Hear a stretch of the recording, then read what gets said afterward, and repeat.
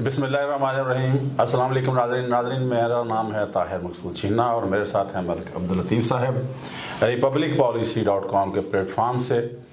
Republic policy ने मुख्तलिफ औक़ात में सर्वे करवाया पॉलिटिकल पार्टीज़ की पॉपुलरिटी को लेकर।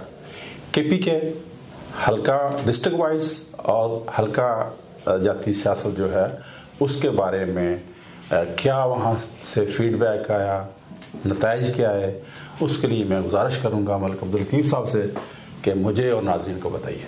जी शुक्रिया जय साहब। बिस्मिल्लाहिर्रहमानिर्रहीम, अल्लाहुम्मा सल्ली अला मोहम्मद व आले मोहम्मद।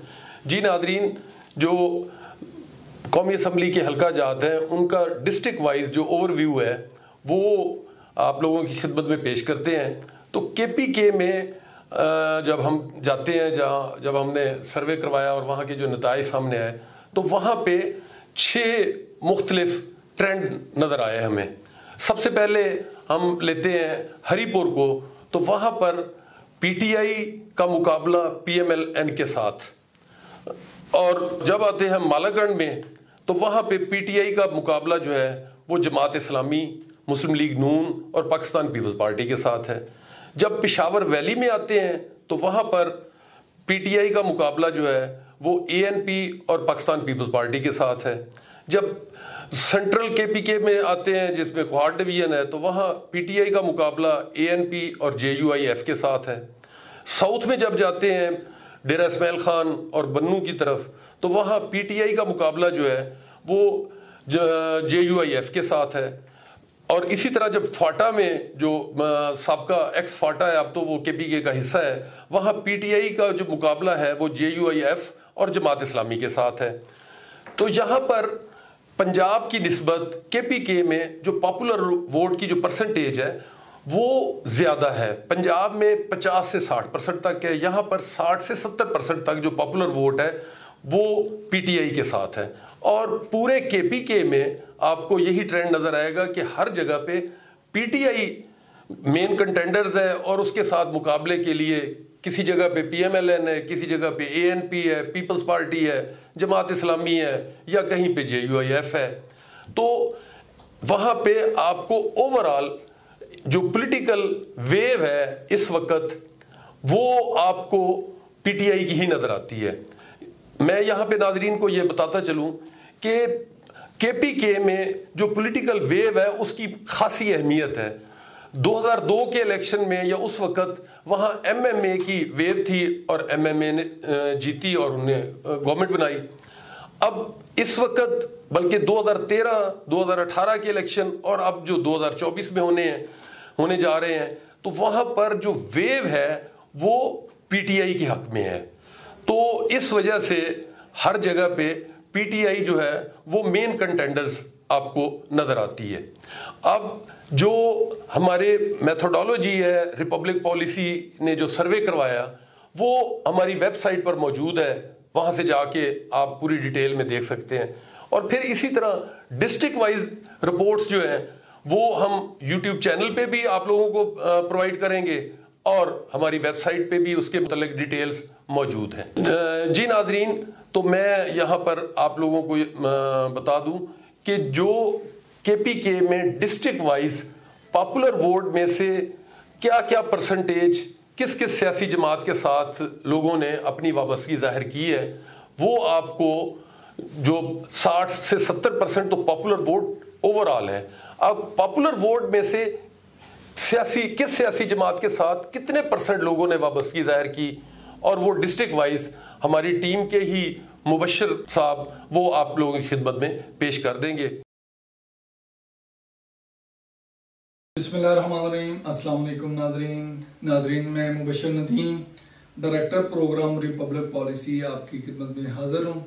नाज़रीन, रिपब्लिक पॉलिसी ने एक हल्का जाती सियासत पे ज़िला की सतह पे सर्वे करवाया पूरे पाकिस्तान में, जिसकी मेथोडोलॉजी हमारे सोशल मीडिया के अकाउंट्स पे, पब्लिक पॉलिसी की वेबसाइट पे और रिपब्लिक पॉलिसी के YouTube चैनल पे पड़ी है।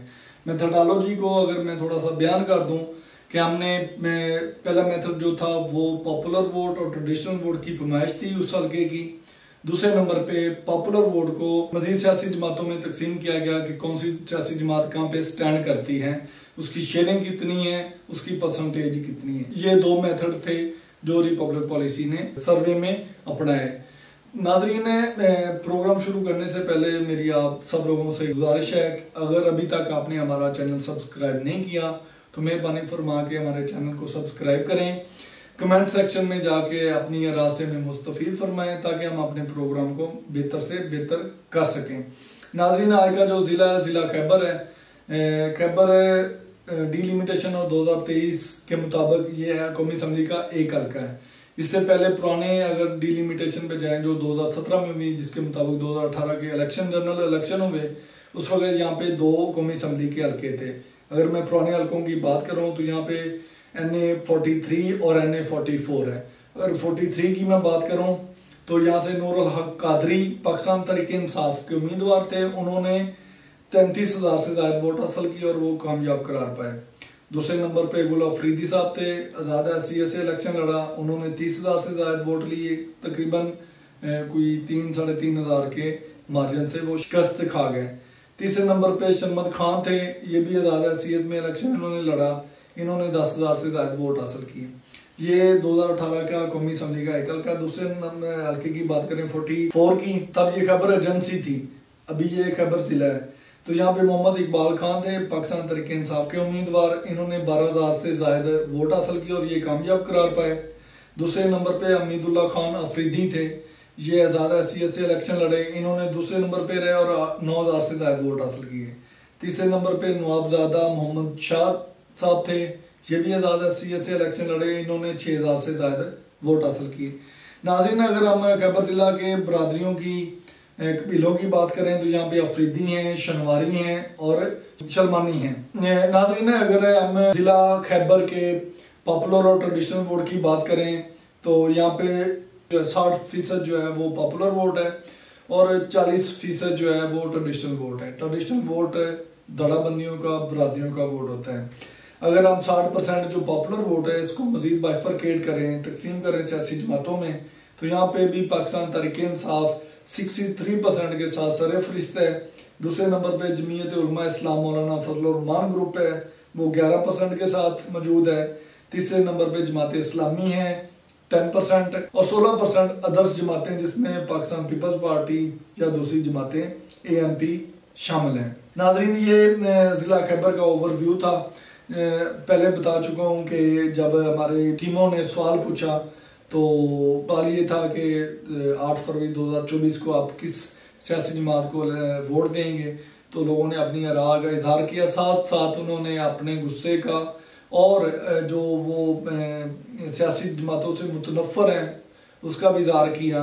वो समझते हैं कि जो अभी निगरान सेटअप है ये PDM हुकूमत की मुसलसल है। जैसा कि आपको पता है 18-19 माह की हुकूमत थी PDM की, जिन्होंने अदम एतमाद की तहरीक ला के पाकिस्तान तहरीक इंसाफ की हुकूमत ख़त्म की। 13-14 जमातों का इत्तेहाद था जिसमें उन्होंने अपना हिस्सा बसीयत जुस्सा वसूल किया और सिर्फ जुस्से के हिसाब से नहीं कि उन्होंने अपने जुस्से से ज़्यादा हिस्सा उससे में वसूल किया। कारकर्दगी ये थी कि वहाँ पे अकॉर्डिंग टू जो आम आदमी है उसके मुताबिक जो फ्यूल की प्राइस बढ़ी, पेट्रोल की कीमतें बढ़ी, गैस की कीमतें बढ़ी, बिजली के निर्ख बढ़े, डॉलर बहुत ऊपर चला गया, पैसा रुपया जो है पाकिस्तानी वो डिवैल्यू हुआ, बाकी रोज़मर्रा की अशिया की कीमतें आसमानों तक पहुंच गई, लोगों का जीना दो भर हो गया।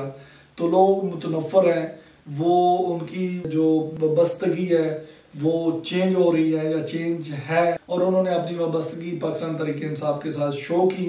इसके साथ साथ एक हमदर्दी का वोट भी जो है वो भी है, क्योंकि पाकिस्तान तहरीक इंसाफ की जो टॉप लीडरशिप है वो पाबंद सलासल है और सेकेंडरी लेवल की जो लीडरशिप है वो रुपोश है और बहुत सारे लोग पाकिस्तान तहरीक इंसाफ को छोड़ के दूसरी जमातों में जा चुके हैं। तो ये एक हमदर्दी का वोट भी है। दूसरा ये है कि पॉपुलैरिटी अपनी जगह पे, ये तो 2024 8 फरवरी को पता चलेगा वोट की टर्नआउट कितना होता है, पॉपुलर वोट कितना किस पार्टी को मिलता है, ये तो आने वाला इलेक्शन ही बता सकेगा। लेकिन उससे पहले हम अपना तजज़िया दे सकते हैं, अपनी राय दे सकते हैं। पाकिस्तान के कवानीन के मुताबिक हमारा जो आइन हमें इजाज़त देता है, फंडामेंटल राइट है कि आप अपनी राय का इज़हार कर सकते हैं। तो आपसे भी गुजारिश है कि अपनी आरा से हमें लाजमी मुस्तफ़ीद फरमाएं। अपना बहुत ज़्यादा ख्याल रखिएगा। अल्लाह हाफिज़।